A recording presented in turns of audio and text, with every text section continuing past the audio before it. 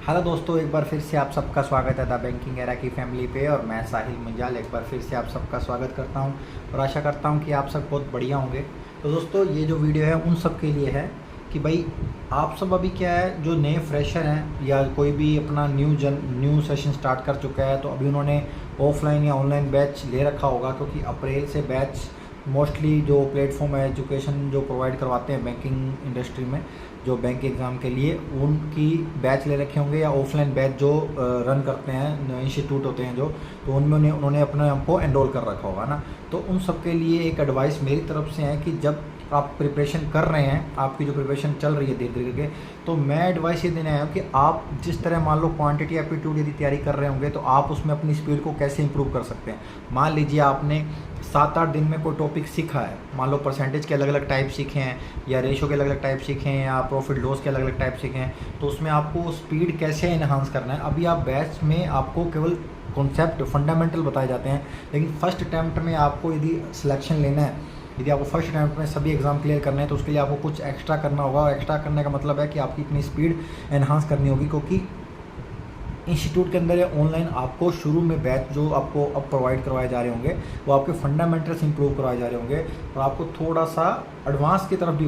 Advance का level के question भी बताए जा रहे होंगे। तो दोस्तों, मेरा कहने का मतलब ये है कि आप किस तरह स्पीड इंप्रूव कर सकते हैं। तो देखिए क्या है, जो आप कोई भी टॉपिक सीख रहे हैं, मान लो मैथ में है, रीजनिंग में है, कोई भी है, तो आप क्या कीजिए कि भाई करंट के अंदर जो टॉपिक चल रहा है उसको उसी स्पीड में पढ़िए। मान लो कोई कोडिंग का कॉन्सेप्ट पढ़ाया तो उस कॉन्सेप्ट के रिलेटेड क्वेश्चन कीजिए। लेकिन क्या करना है, जो पहले जो टॉपिक पढ़ के आए हैं ना, उसकी एक टाइप की, मान लो आपने 7 टाइप पढ़े हैं प्रीवियस टॉपिक के, तो एक टाइप के जितने पॉसिबल आपको जहाँ से भी अपने एंड पर आपको जहाँ से पीडीएफ मिलती है या बुक है आपके पास फिजिकली, तो आप उसके पूरे के पूरे एक टाइप को अच्छे से कीजिए, फिर दूसरे टाइप को इसी तरह अच्छे से कीजिए। अच्छे का मतलब कम से कम एक टाइप के 100-200 क्वेश्चन कर दीजिए, दूसरे टाइप के 200-300 क्वेश्चन कर दीजिए। इससे क्या होगा, आपका जो माइंड है हैप्चुअल हो जाएगा उस टाइप के, मतलब उस टाइप के क्वेश्चन का हैप्चुअल हो जाएगा, तो माइंड आपका ऑटोमेटिक रन करेगा उस क्वेश्चन को जब देख के कैसे सॉल्व करना है। तो उससे क्या होगा, आपकी स्पीड इंक्रीज होगी। इसी तरह ही स्पीड इंक्रीज की जाती है। मान लो कैलकुलेशन की स्पीड आप कैसे इंक्रीज करते हैं, बार बार प्रैक्टिस करते हैं, तो माइंड क्या होता है, अपने माइंड में उस चीज़ें स्टोर हो जाती है, तो वो उस तरह सॉल्व करने में जल्दी जल्दी प्रोसेस करता है, जितने सेकंड होते हैं वो रिड्यूस कर देता है। इसी तरह आपको ये सोचना है कि जब आप अपने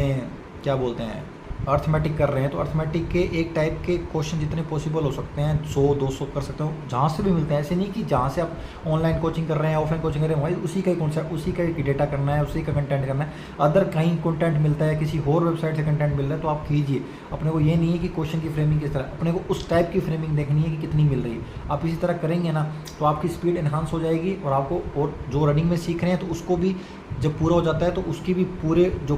टाइप के क्वेश्चन है वो कीजिए। मतलब कहने का मतलब ये है मेरा फाइनली कि आपको एक टाइप के मिनिमम 100-150 क्वेश्चन करने ही पड़ेंगे यदि आपकी एक्यूरेसी हाइक करनी है। यदि एक्यूरेसी हाइक करनी है और स्पीड हाइक करनी है, तो आपको ये करना ही पड़ेगा। यदि आप कर ले जाएंगे तो आप फर्स्ट अटैम्प्ट में ही सिलेक्शन ले जाएंगे। आपको ये नहीं बोलना पड़ेगा आफ्टर एग्ज़ाम कि भाई मेरी स्पीड थोड़ी कम थी, मेरे कॉन्सेप्ट क्लियर थे, मैं कर नहीं पाया। उसका एक ही रीज़न होगा कि आपने तैयारी करी है, लेकिन आपने एक टाइप के सेम टाइप के बहुत कम क्वेश्चन करे हैं, जिससे कि क्या है, क्वेश्चन पेपर के अंदर जब क्वेश्चन आता है तो वो थोड़ा पजल हो जाता है कि ये टाइप पूछा जा रहा है कि वो टाइप का क्वेश्चन, तो वो दोनों पजल हो जाता है। आप कर लेते हैं लेकिन टाइम कंज्यूम कर देते हैं उसमें, और वही आपकी कट ऑफ को, अपने नंबर को कम ले जाता है।